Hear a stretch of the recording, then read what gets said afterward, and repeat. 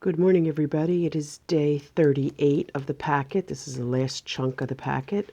We are working on commas to separate items in a series.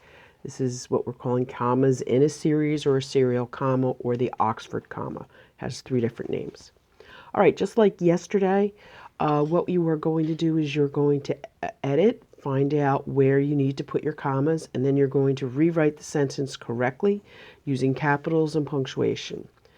Okay, so you will need to practice jumping, okay, comma, running, comma, dribbling, comma, shooting, comma, and passing. So you need a capital Y here because it's the beginning of the sentence. You need a period here. You need a comma between each one of these activities, skills that you need for basketball.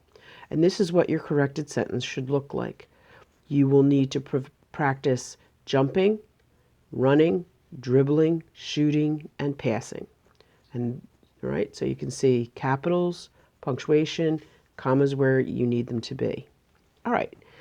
In the next one, I did the editing. You are going to have to write it correctly, though.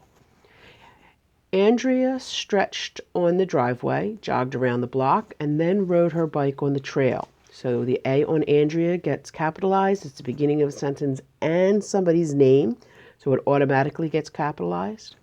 So stretched on the driveway is one activity. You put a comma. Jogged around the block, that's your second comma right there. And then rode her bike on the trail, and that gets a period at the end. Okay, so you just need to rewrite that one correctly. Next one. Would you rather be a pitcher, a catcher, a first baseman, or an outfielder? Okay, the W in would takes the capital because it is the first letter of the sentence. Okay, because pitcher, catcher, first baseman, and outfielder are all different positions on a baseball team. So it's a pitcher, comma, a catcher, comma, a first baseman, comma, or an outfielder. It's a question, so it takes a question mark. Coach Peter told us to stretch, do 20 push-ups, and then run across the field. Coach and Peter both get capitals because it's someone's title and name, so both of them should get a capital. The C in coach would be capitalized anyway because it's the first word in the sentence. So Coach Peter told us to stretch. That's one activity, so we put a comma. Do 20 push-ups. That's the second activity, put a comma.